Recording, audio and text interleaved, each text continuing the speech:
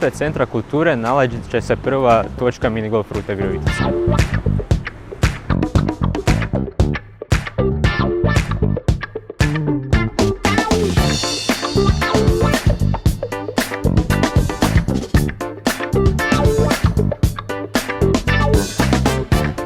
Nalazimo se na Zvonimirovom trgu, što je ujedno i druga lokacija naše minigolf rute Viroviticom i ovdje će biti 4 terena za minigolf.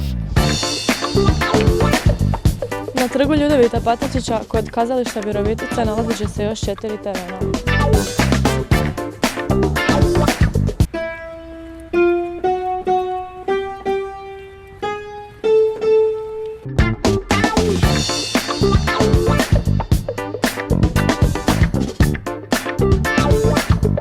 U gradskom parku između dvorca i gimnazije na našoj 4. lokaciji nalazila bi se 4 terena za igru.